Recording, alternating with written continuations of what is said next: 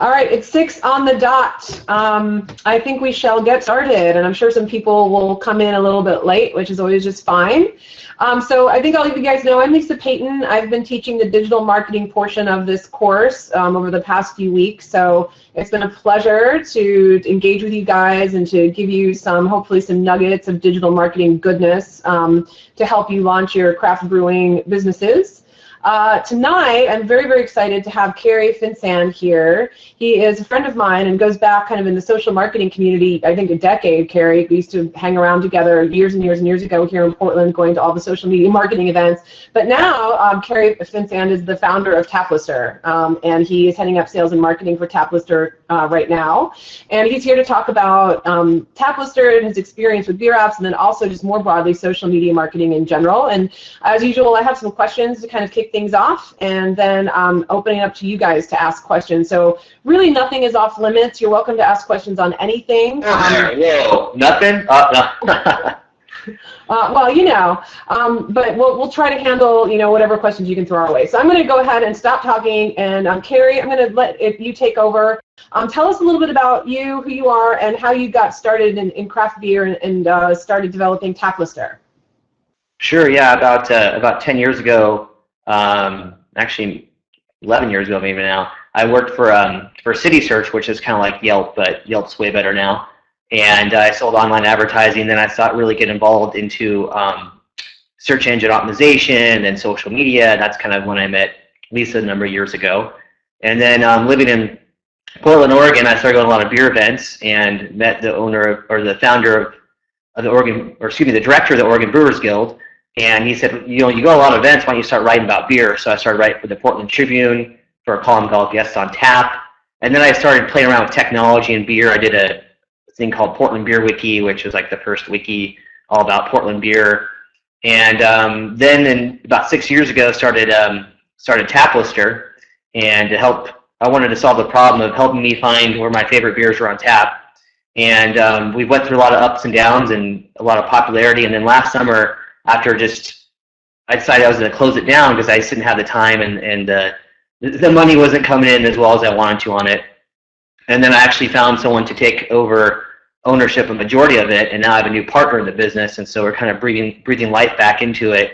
And I'm really excited because we have a lot of things we're going to launch in a couple months for the Craft Brewers Conference, which is coming to Portland in April. Is everyone aware of that, I hope? Tell us about it. So the Craft Brewers Conference is the largest conference for beer in America. It's done by the Brewers Association. Last time I was at it was in San Diego a few years ago, and there's going to be around 11,000 people coming to Portland, and it's everything from breweries to various vendors and such. So it's a great place, especially if you're starting a business, just to meet people and network. So if you're able to come, I highly recommend it. And if you are, look me up. I'm trying to put together a couple events during that as well. So do you want to? Very cool. Very cool. Do you want to? Are we allowed to talk about your cool thing that you're doing online? Are we allowed what you told me? The show. Is that what you're talking about? Uh-oh. What happened to the volume? Can you hear me, Lisa? Uh-oh. Oh, can you hear me? I can hear you now, yeah. Are you talking about the show? Yes, the show. Absolutely. Yeah, so actually one of my contacts from about 4 or 5 years ago when I was helping run the Social Media Club of Portland approached me last fall to host a TV show, a web TV show about craft beer. And we'll be filming at the Craft Brewers Conference here in April. And the goal is to go around the country and to go different beer-oriented cities and kind of get the vibe about that city, and kind of from a beer geek's perspective as well as kind of a business perspective, kind of seeing what makes places successful. And so we're just kind of putting the show together right now, and we're going to start filming in April, and then the show will be out probably this summertime.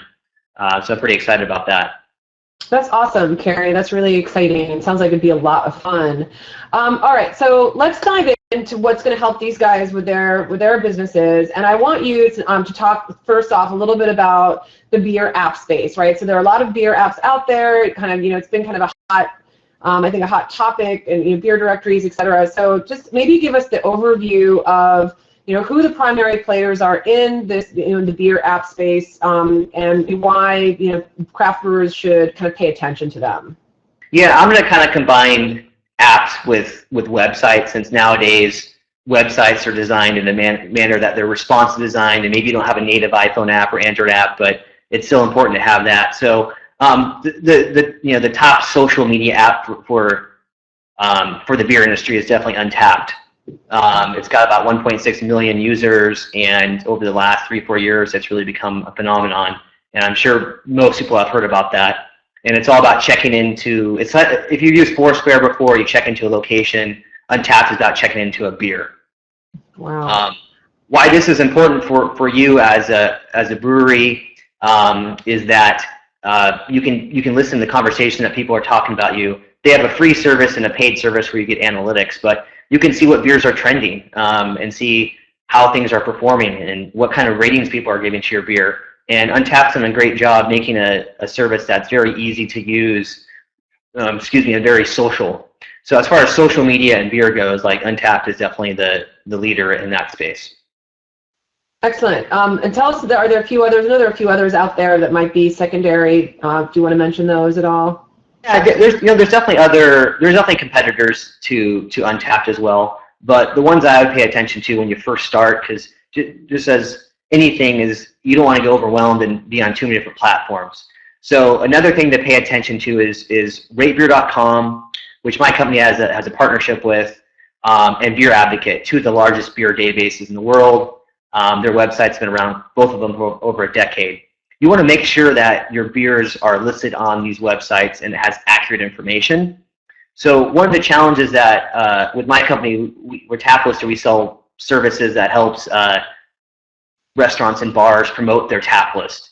And one of the challenges that they have is that the distributor doesn't always give them information about the beers, and the breweries don't, and so they usually go to Google, and Google shows Rate Beer and Beer Advocate. So because of our partnership with Rate Beer, we're able to kind of stop that step. So you want to make sure that your beers are updated correctly on Untappd, Beer Advocate, and Rate Beer. That's a great starting point for information. Then you want to look at other websites like Taplister, there's Tap Hunter, and there's Beer Menus. Those are kind of the players out there and people listing where beers are available. And Taplister, we're more popular in some markets, and then some of these other ones are more popular in other markets. So it's good to look at these different places and just claim your listing and seeing which one makes the most sense for you to use. But then you have the ability to promote what you have available, especially if you can self-distribute. You're really trying to get the word out there, and you can let people know, hey, check us out on Taplister or whatever, to find what beers we have available where. So that's kind of the beginning of what I would suggest. Kind of like what Lisa was probably talking about before, of claiming your Google Places page, making sure you have a Yelp page. You want to make sure your information is correct everywhere. Another reason for that is, these databases, other people use them. So Taplister, we use Rate Beer's API, and an API is basically a fancy terminology for kind of a fire hose of data, and you can kind of slice and dice it any way you want to. And so if you're listed on Rate Beer, we're going to pull in your information from Rate Beer. We have over 300,000 beers we're pulling in from Rate Beer on a daily basis, and it grows. So just because you're on one site, you're going to actually be on other sites as well, because it's all about the kind of an ecosystem and how all these different apps kind of play it together. And that's kind of what we're focusing with Taplister. Is our platform is to push out your tap list into lots of different places, your website, Twitter, Facebook. We can put beers on tap on your TV. So you want to make sure you look at these websites that let you list it in one place, and they're going to push it to other places too. So I would definitely look at Untappd, Rate Beer, and Beer Advocate as a starting point. Awesome, that's great. And can we maybe just get into the nitty-gritty a little bit? So when you think about kind of going into these specific platforms like Beer Advocate or Rate Beer, are there specific things like, can you first of all, are they completely free? And second of all, how much control are you given over kind of the look, the feel, the information you're uploading? Is it pretty customizable, or is it pretty you kind of just put the information in and they deal with it? Or give us some sense around how you can kind of optimize these listings, Kerry. I was gonna say, yeah, I don't live too far from Nepo. It's a good place. So Bo and I are chatting here about some stuff, but so side conversation. Anyways, good fried chicken and waffle there. I'm not gonna lie. During happy hour at Nepo 42, there's their plug. But okay, back on task here. So sorry, what was the question again? So the question is, give us just maybe some information on optimizing these listings, right? I mean, I know it's super important that they get on and get their beers listed on these sites, but are there more kind of like tips or tricks? Do they have to? Is it completely free? Are there paid services that they need to consider? Kind of just there's free and paid. So it's always good, no matter what, start with the free ones and see if you like them and how they work out, and then long term, if it makes sense, upgrade. So with Tap Lister, with Rate Beer, with all these different websites, you can claim your listing. And so basically, if you click on a page, your listing might be on there already if it's a brew that's already around, or a bar or whatever already around, and it says, are you authorized to claim this page, blah, blah, blah. If you're not, you create a free account, and then you can add your own business and stuff like that. Most of the websites say, add your business here, and it's a pretty easy process to do that. So you start the process where you put in your basic information of your address, your phone number, your website, sometimes your hours of operation. So that's kind of the starting point. And then with Rate Beer, especially because I work with them a lot, you want to make sure you're listing all your beer information too. Like we really try to educate our customers and saying, hey, please you can update your tap list on Tap Lister and add new beers into our system. And eventually we're going to start pushing those beers to Rate Beer. But for right now, no matter what, if you use this or not, you should be adding all your beers onto Rate Beer, because then it makes it easier for people to review them and mention those different beers.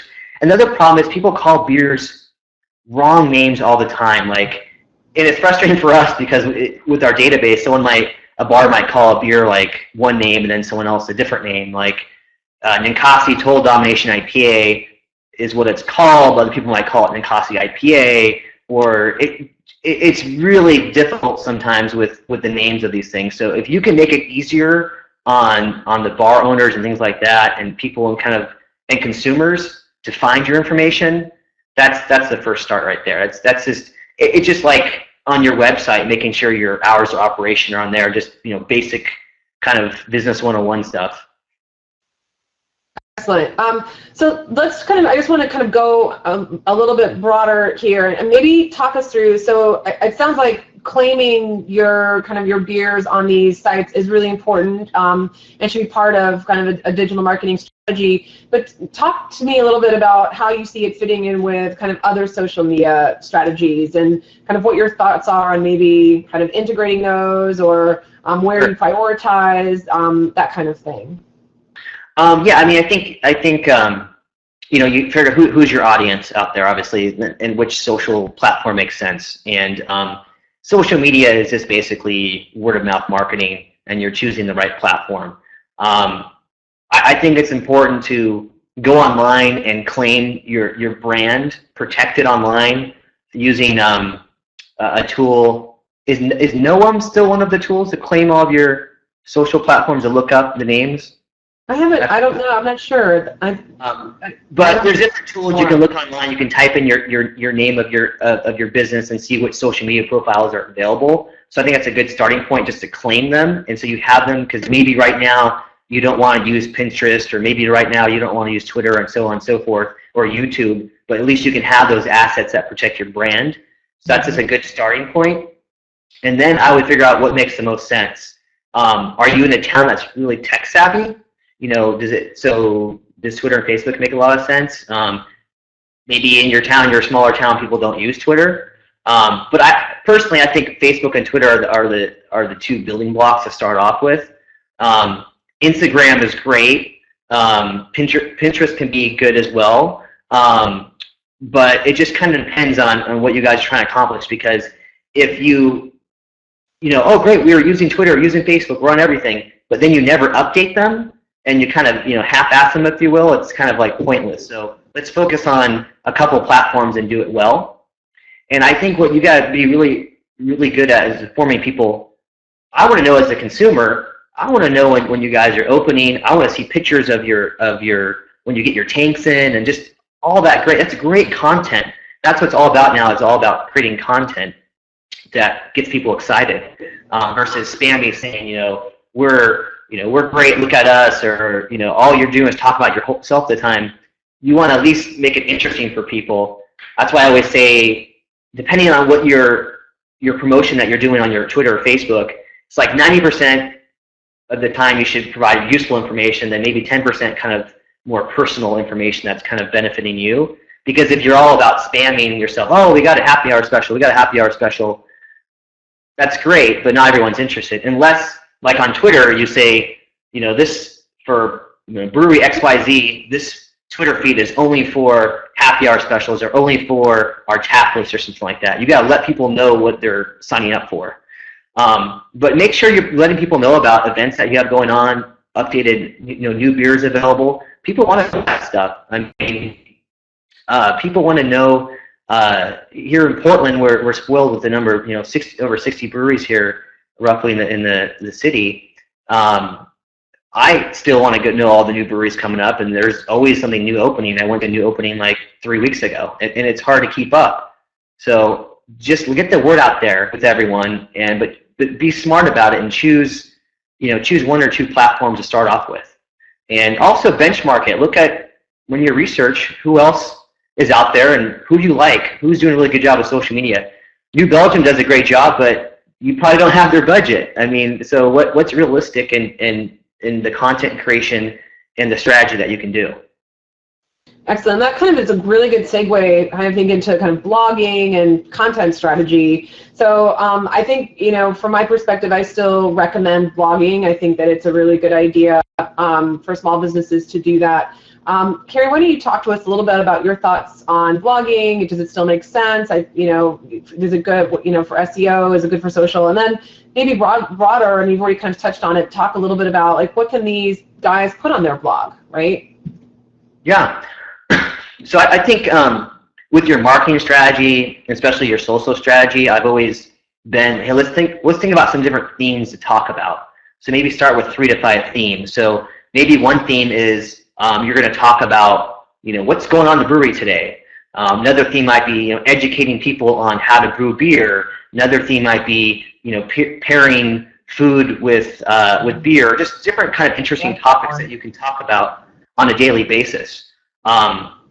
So like when I met with like Hopworks Brewing here in Portland a number of years ago about social strategy, I just was kind of saying, people want to know what you're doing. They want to know what's going on in the brewery. It's fascinating to them. So and nowadays with smartphones and everything, it's so simple just to start taking pictures and doing just simple posts and everything. From a blogging perspective, let's see what's going on with your business. I like it when breweries who are first starting off do a blog post of their progression, like, here, we got our fermenters today, today we're putting together a bar. I find that really fascinating because it's interesting to see you put your business together, and it's exciting, and people want to know. And, if you start posting, if you're opening a new place up, and you're hoping to open in April, you kind of tease people a little bit. You're like, oh, look what we got in today. Look what we got in, 2 weeks from now. We're getting closer. So people, you want to keep their attention span going. If you don't post anything interesting, then, what's the point? Another thing you could talk about is maybe some events that you have going on. Maybe you're traveling to a beer festival. Maybe you won an award. Maybe you're doing some charity because, with craft beer, we're all about community and helping each other out. Maybe did a collaboration beer. I mean, there's all these different things that you could talk about. So put your hat on, because right now, most of you probably are people that love beer, and you've been home brewers, or you're passionate about craft beer. So think about what you would want from your prospective customer. And what is your target market? Like, are you in a college town, so you're more college student oriented? Are you in a more rural area? I mean, are you in the urban area? So who is your kind of customer profile? What's their persona? What are you trying to tell them? So Are you in a tech town, so you want to talk about the cool new website you just launched or something? So, things like that are kind of fun to kind of talk about, let people know. Awesome.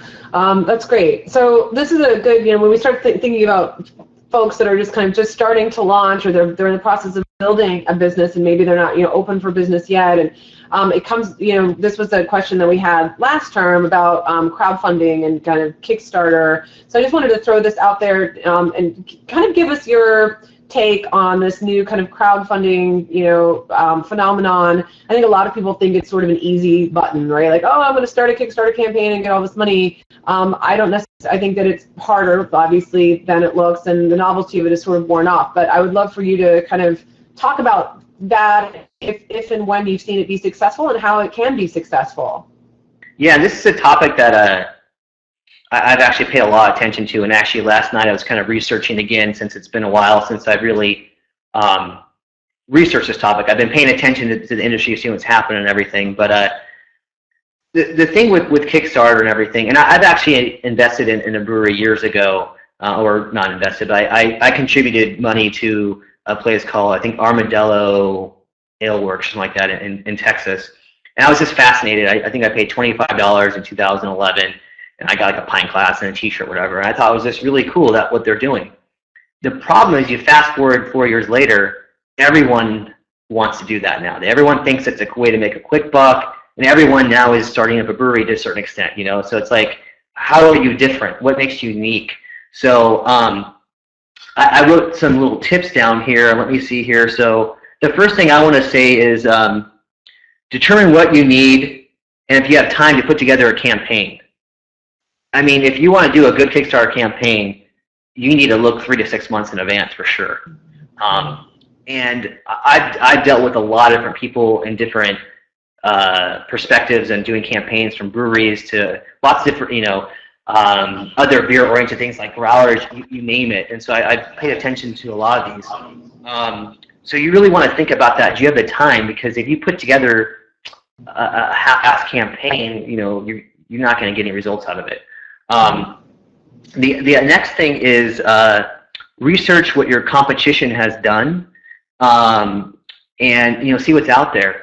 So what I find is, if you open a brewery up in a town, you've done your homework, and you're like, no one has opened up a brewery this in town before, and it's time for this to happen. It's easier for you to raise money because it's such a big thing for your town, because it's a tourist thing. So maybe you're going to get your Chamber of Commerce involved and your Convention Visitors Bureau, and it's the right timing for it to happen. So that's a really compelling story to talk about. This, we're the first in this town. No one else has this and everything. To me, in my opinion, if you're smart about it, you should be able to reach your goal. But don't set a giant goal. If you're like, I'm going to raise $50,000, and you don't explain it that well, it's hard to raise it. Plus, be more realistic. Say, I'm going to raise, $10,000 for a couple, fermenters or something. So be very specific in it, and then you have your stretch goal. Hey, if we do more than that, we can do this. So you have to really kind of look at it from a business perspective, so people can say, okay, I want to invest. I want to put my money towards you guys because I believe in your concept, and it looks like you know what you're doing. Because last night, not going to mention any names, but I did some research on it, and one place failed last fall, and they tried it again, and they're clearly going to fail again because they have no clue on how to market themselves. So that's kind of gets me into the next one with a realistic goal. What do you really need to do? You shouldn't use Kickstarter to bankroll your whole business, or to open up your tap room. It needs to be specific on what you need to do. And as we all know, when you start a business up, it's going to cost 3 to 5 times what we thought it would cost. So if you're relying on Kickstarter and you're already kind of stretched thin, you're going to be in for a rude awakening. And that leads me into the next one, which is start marketing right away.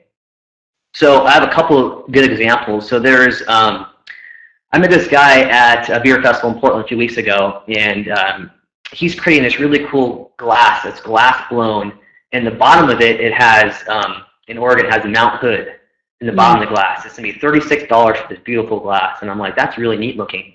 And he's a smart marketer. He actually works for an agency in town, but him and his friends are just doing this as a fun project.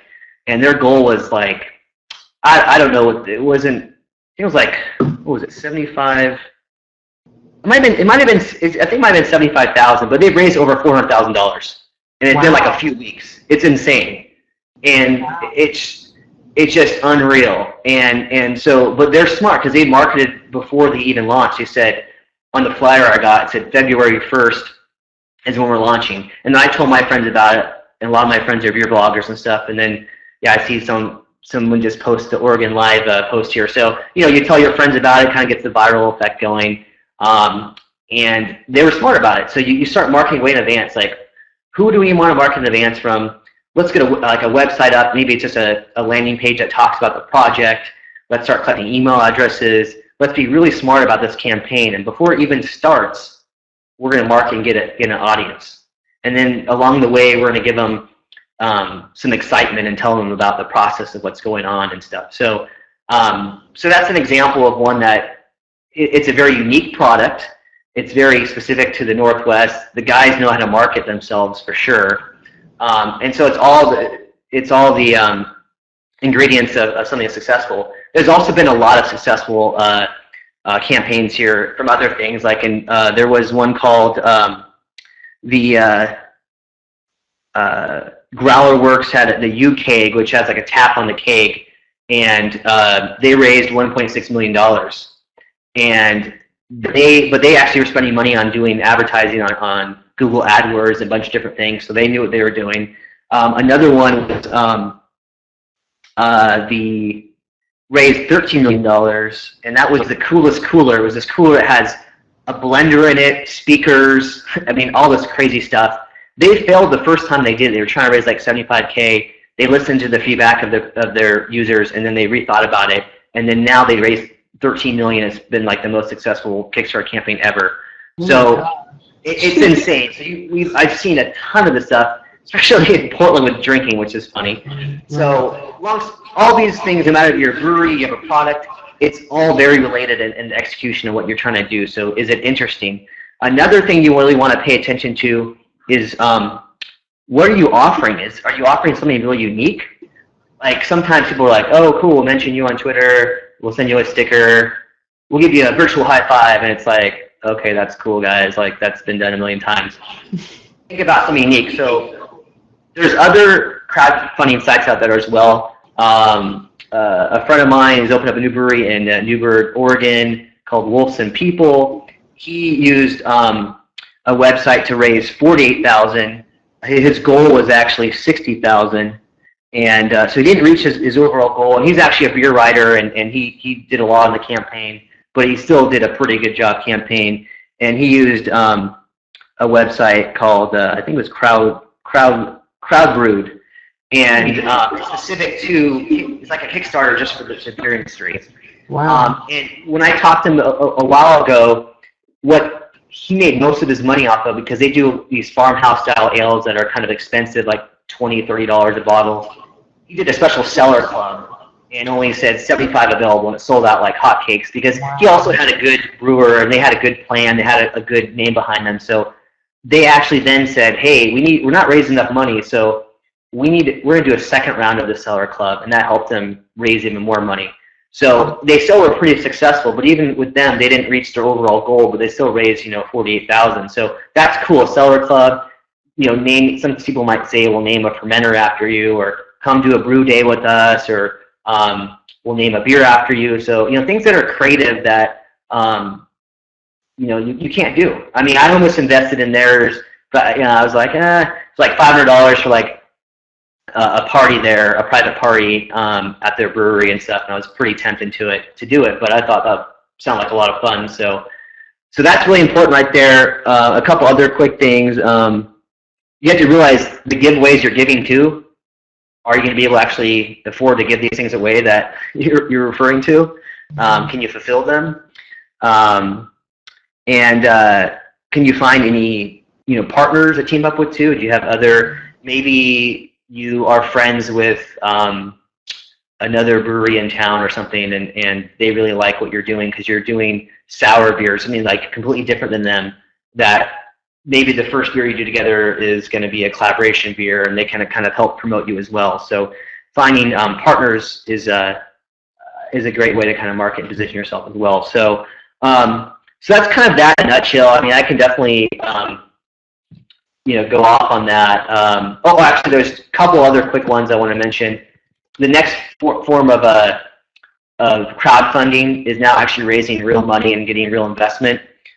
In the state of Wisconsin and the state of Oregon, you can actually invest money into breweries.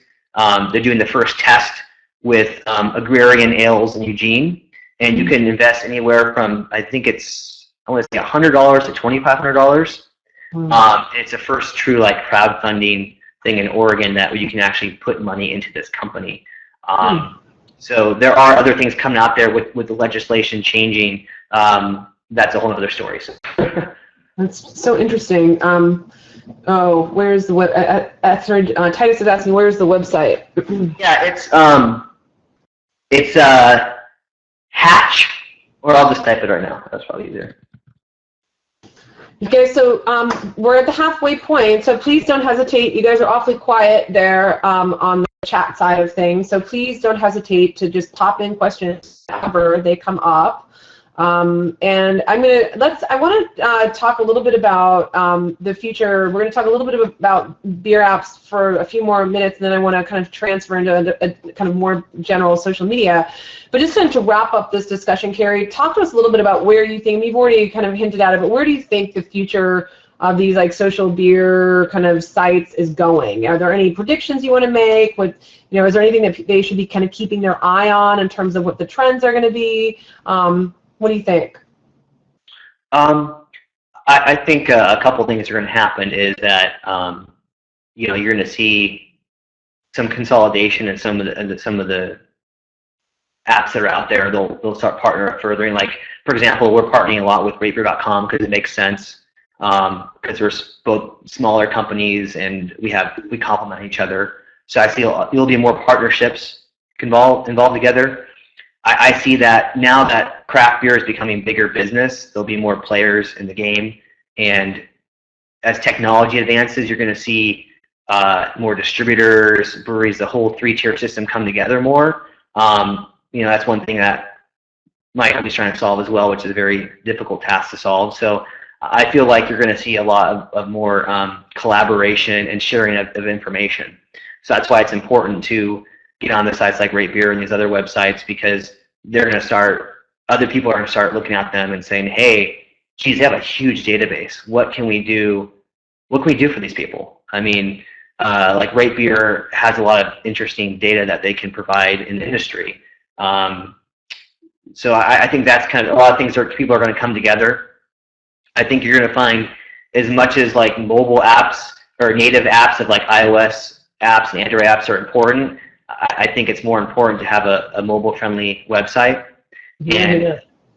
What's that? No, totally. Yeah, totally. That's more important. I know one of the things on the notes here is just talking about like apps and stuff.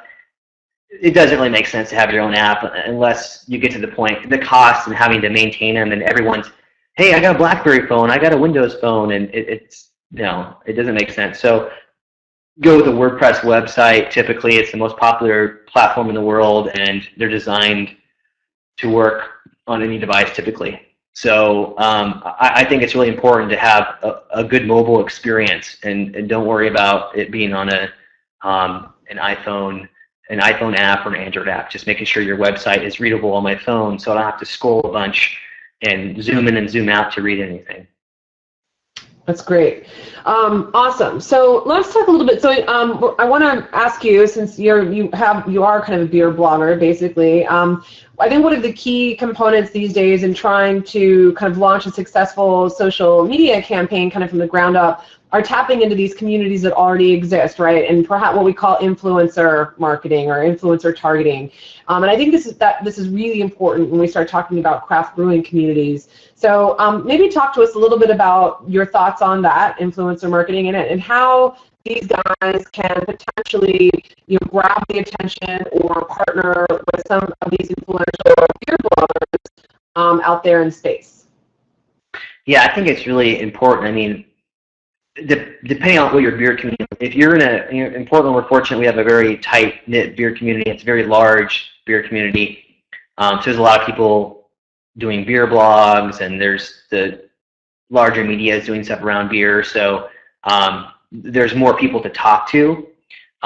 In smaller markets, there might not be a lot of people that are beer blogging, but you can encourage people to do that. Maybe you find that there's a beer blogger in town. Invite them out to your place for a beer.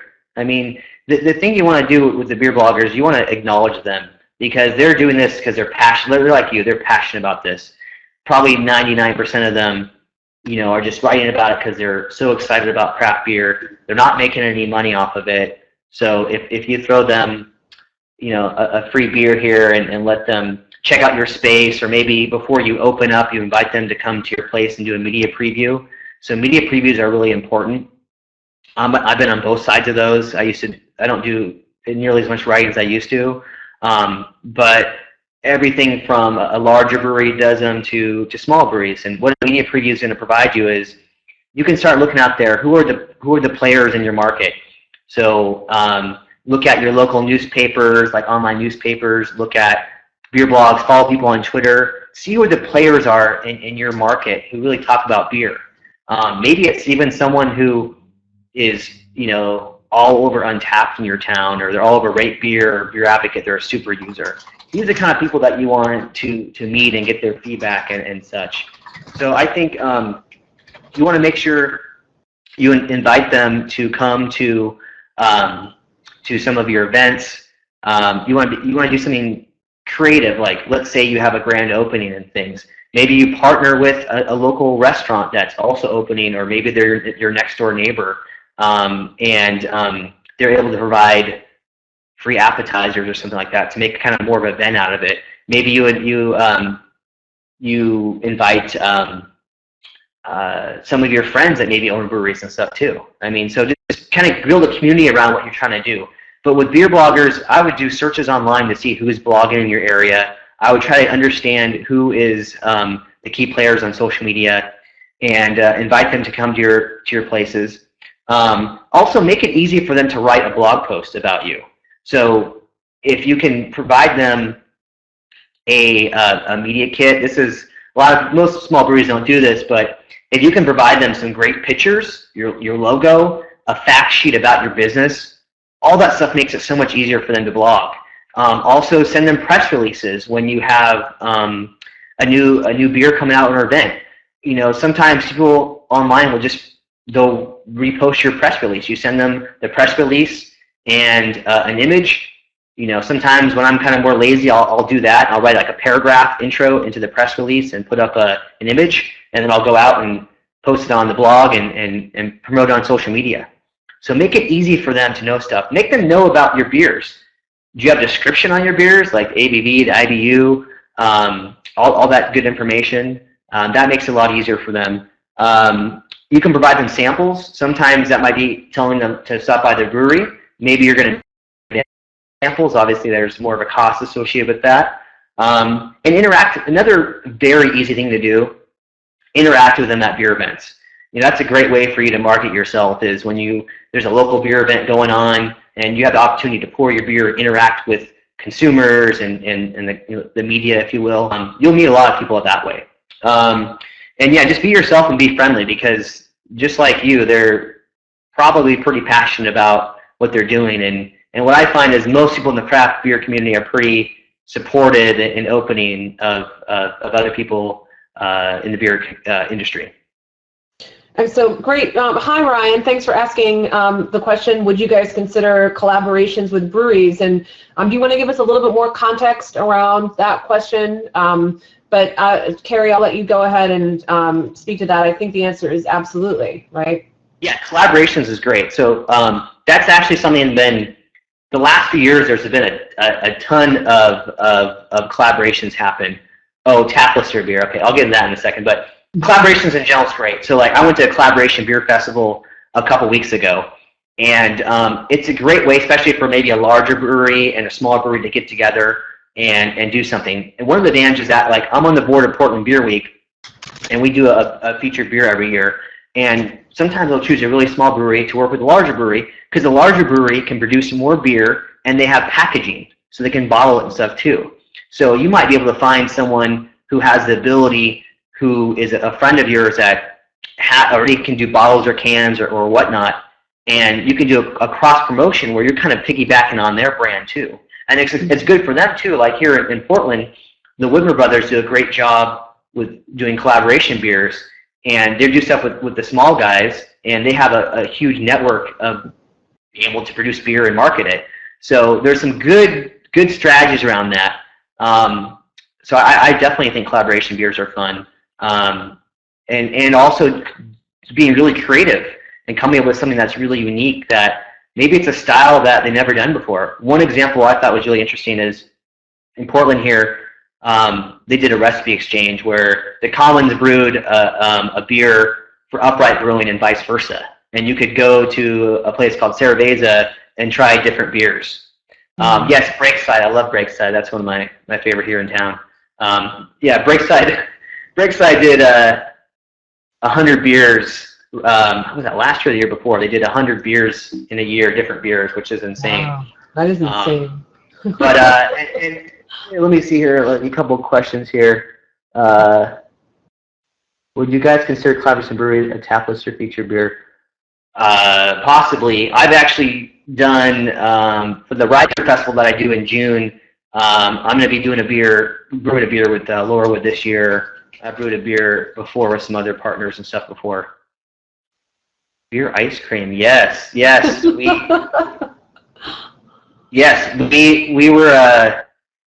actually at Portland Beer Week had Salt and Straw as a sponsor as well, so we had them involved. We also had last year our official donut was Blue Star Donut here in town. So yeah, collaborations with other things too like that are really fun.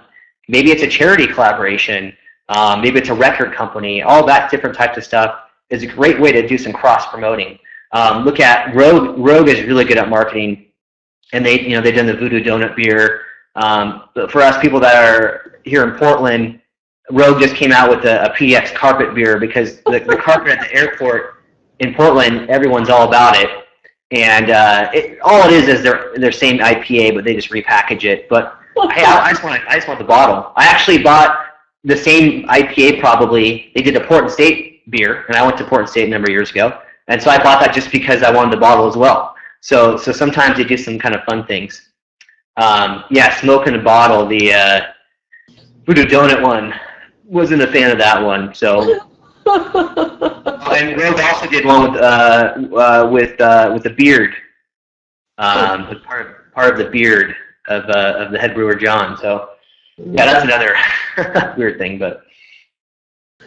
So we have a great question, and I think this really applies to a lot of the folks in the class, which is this question about marketing. What are your thoughts about marketing prior to having a product or brewery? And I think that's really important because I think a lot of these students are at that stage where they don't necessarily have a product yet. So Kerry, talk to us a little bit about, and you've already given a few hints at teasing things out, but kind of walk us through kind of how they can be laying the groundwork to kind of start building their online communities before they have a product to sell. Yeah, I think part of it too depends on how far out advanced they are. I mean, there are when I've worked with some businesses before and some different projects, and it was really a concept, and they're like maybe 2 years out or something. If you're 2 years out, I mean, you don't really need to market yourself that much. It's more about networking, understand what your business plan is, who you are, because you might change who you are. You might, if you start marketing too far in advance, you might be trying to go after one demographic. Then your research says, geez, that makes no sense. We need to change who we are as a brand. But it also helps you test the waters. I mean, even these Kickstarter campaigns, at least it lets you test the waters about your brand before you maybe put too much time and effort into it. So I would hope that depending on how you try to market yourself, probably 6 months to a year, depending on what your overall strategy is.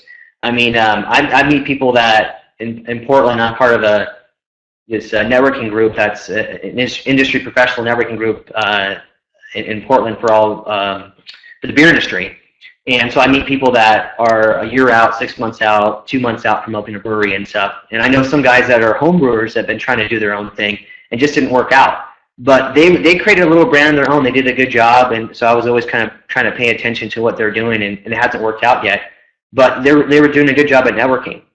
So I think if you know who you are and you define it, why not start building up a following, especially the people that you know. Maybe you're a great home brewer and you have a great following in the beer community, or maybe you're buddies with the head brewer owner at another brewery, and they're encouraging you to do your own thing, go pro.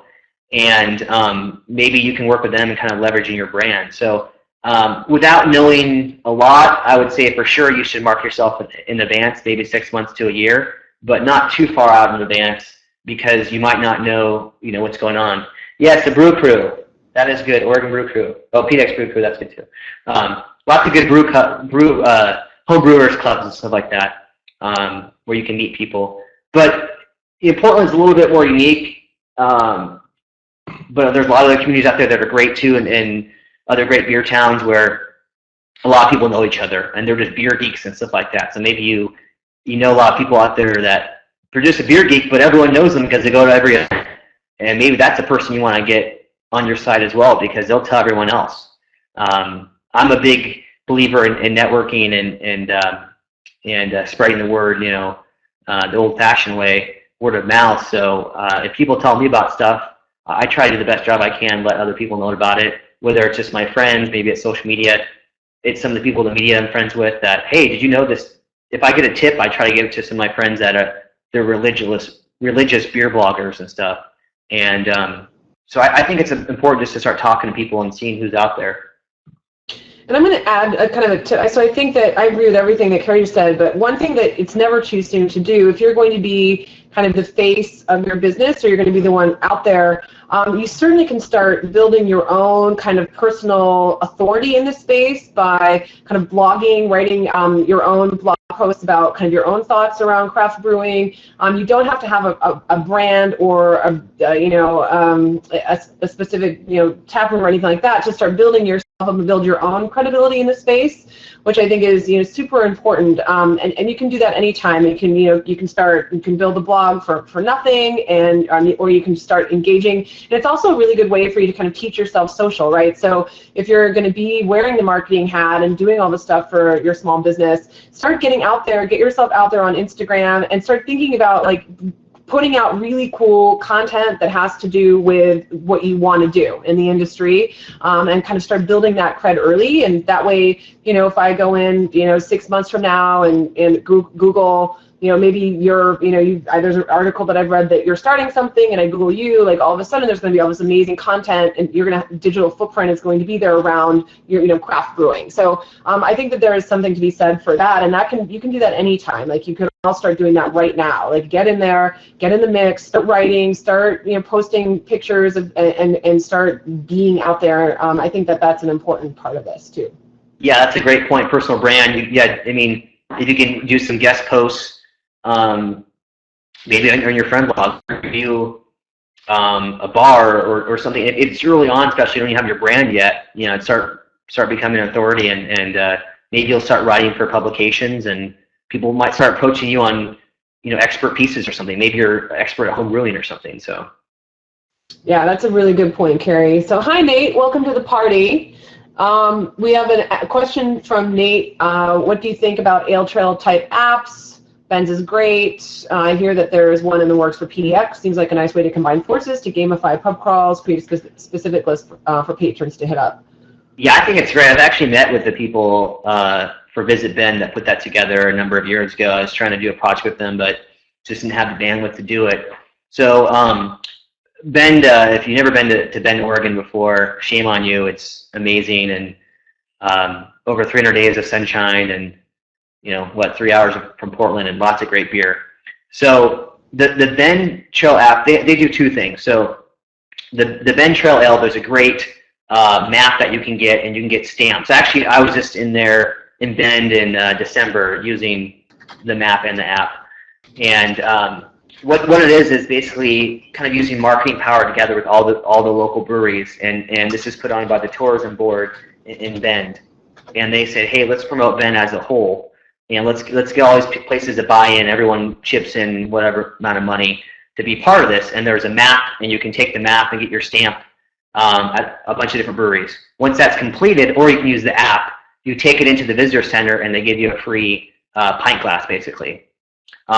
So there's also other people that are doing this they don't have I don't know if they have an app or not, but Eugene's doing it in Oregon, and Astoria, Oregon, the People's Coast, they call it. They have a ale trail that I was able to do a media event a number of years ago at. So I think it's great. If you can team up with other people and you have a great community, it's a no-brainer. Because as a consumer myself, I think it's great to have something tangible, whether it's a piece of paper or map or it's an app that says, hey, I encourage you guys to go all these different places. Because it's helping promote each other out, and you're sharing that marketing cost. So I think that's great. Another thing that's fun to do, my buddies from Coos Bay, Oregon, and they do like a wine walk, and they do raise money for a charity. So maybe you do something like that with local businesses. Maybe you look for your business association for your street or your neighborhood, and you do some type of project with them. Maybe it's a pub crawl or whatever it may be. I think anytime you can piggyback your marketing with other people or other events, it saves you a lot of time and money. And if you're smart about it, you can get a lot out of it. And Ryan makes a really good point. Like, how do they determine who is part of these tours? Is it all pay to play? Is it, how networked they are? That's a really great question, Ryan. Typically, you're a member of a tourism board, a chamber of commerce, a brewers guild.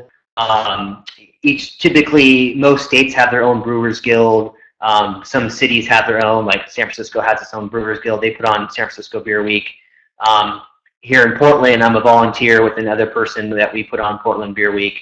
So it just kind of depends on who the players are, in the place and everything. But and there's also the Oregon Brewers Guild has this thing called the Brew Hall Map, which comes out during Zuckelmania, which is basically an open house in Oregon. And Washington does the same thing. It's actually in Oregon this Saturday. And if you're in Oregon, it's a great way to market yourself, because you get all these people come to your place, you give them free samples, and people visit a bunch of different places. There's 105 breweries participating in Oregon this next weekend, and there's even some free transportation to get to some of these places. And there's this map that you can get, which is pay for play, and it's a great tangible thing. And people can see all the different places you can go to and everything. So I think if you're smart about your marketing, stuff like that is a no-brainer, especially if you're in a town that's tourist-centric. Why wouldn't you? That particular brew hop map also lives at the Portland Visitor Center, lots of bars, so it's just kind of a no-brainer. Yeah, I think that looks like Nate just posted that right there. So Ryan has another really great question. So he's asking, what is the most effective method of communicating with your customer, what channel or platform? I mean, my quick response, Ryan, is like whatever platform that they're on, where they're listening, where they are. That's the most important thing, right? So doing your research and figuring out where your customers or A, where are they, and B, where are they going to be receptive to your message. I think those two components are really important, and it's not, so it's very difficult, for me to just kind of lay out generalizations about specific platforms, because it really depends on who you're trying to target and where those things are happening, where they're willing to take in the message and where they are. But that's my kind of quick answer. And I'm going to, Kerry, I'm going to let you go ahead and maybe you have some more specific examples, because I think that's a lot of people ask that question with so many different places out there where you can't communicate with customers. How can you determine which ones are most effective? I think pretty much Lisa nailed it there. I would also say take it to the old school version of social media. Take it offline too, and like we talked about earlier, go to events and stuff like that. I work for beer distributors, and I've been on the sales and marketing side and stuff, and it's all about relationships. Number one, that's what all this is about. And my friends in Portland here run a brewery called Migration Brewing. They self-distribute, and they don't ever want to get bigger than kind of be a neighborhood pub. And I listened to them on a talk last year, and it was really interesting. And they basically have great relationships with like 45 accounts, like key accounts for them, and they'll do anything for them. And that's what it is. Because basically you guys, if you're opening a brewery, you have more than one customer. You have who you're selling the beer to as far as the bar, distributor, those are customers, and then you have the end consumer. So you basically have multiple marketing points who you're going to talk to. And the better you are at networking and communicating and helping people out in the whole 3-tier system, the better it's going to be for you. So I think if it was me with communicating my customers starting off in the social media aspect, I'm going to use Twitter and Facebook to start off, in my opinion. I'm gonna look into an Untapped as another good tool, and then I would take it offline and start doing in-person research and engagement with people. Because if you meet people, I go to places all the time at festivals and stuff, and I meet new brewers and I love it. And you have great conversations with them. I take pictures of them, I post it, so it's promoting them. And I maybe had a great beer that I love, and I'll tell my friends about it. So it's all about education and getting people out there. So I know that's kind of my answer, I guess. Yeah, that's super helpful. And Courtney has another really great question, and this is one that I get a lot, which is, where do you draw the line between engaging people through social media and coming off as spam or annoying? And that's a great question. I think, the number one thing you have to consider is, what are you offering to folks that's valuable to them, not to you, but what's valuable to them, and what needs are they trying to meet on whichever platform you're communicating on. Typically, if you're communicating to someone on Facebook, you need to know exactly, as closely as you can, why are they on Facebook? Are they on Facebook to connect with friends and to look at photos from friends, or are they on Facebook to maybe learn about new events? Maybe there's a plethora of reasons why people are on these social platforms. Number one, they're there to be social in some capacity. They're typically not there to buy a product. That's the one key thing to remember. So when you do start putting out a lot of product promotions across social, you are probably going to turn a lot of people off, because you're not providing them anything that's relevant to what they're doing in the moment.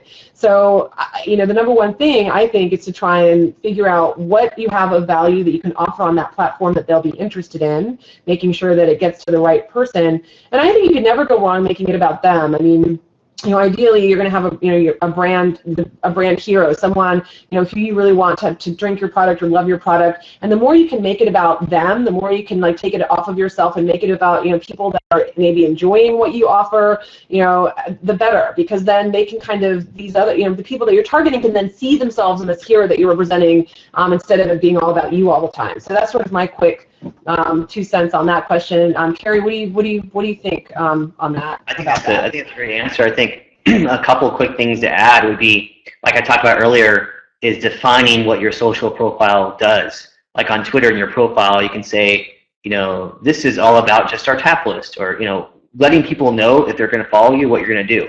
If it's a Twitter handle and all it is about promotion and you're being spammy, well then that's what you're already telling people about that. So that's because that makes sense. But that's not typically what you want to do. So what I would suggest is kind of talk about earlier too, about kind of your themes, like what do you want to talk about on social media that's relevant, and start posting things and see what people are saying. Yeah. and just kind of gauge who your audience is and everything. As far as being too spammy as well, don't always talk about yourself. If you're going to do, let's say you want to do 3 tweets in a day, don't say the same thing about yourself the whole time. Don't only talk about yourself.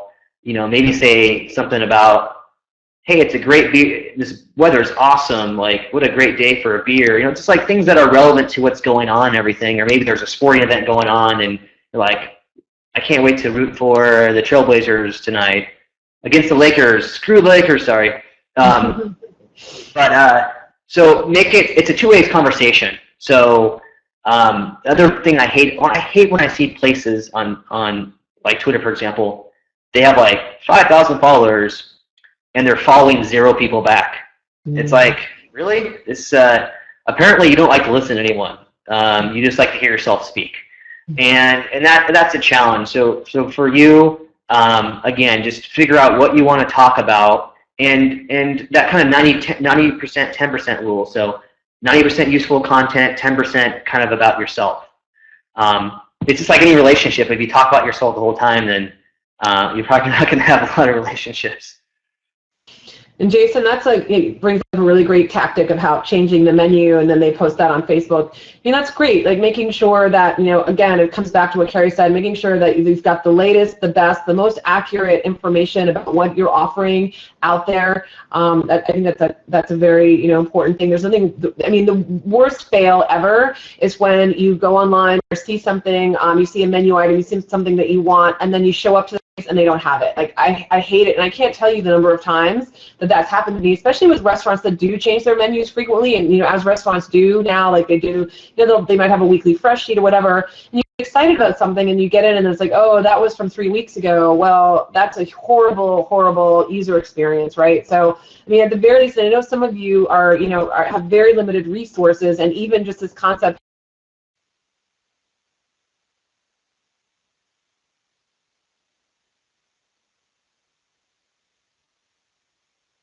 Hear me now? My speaker went out for a second.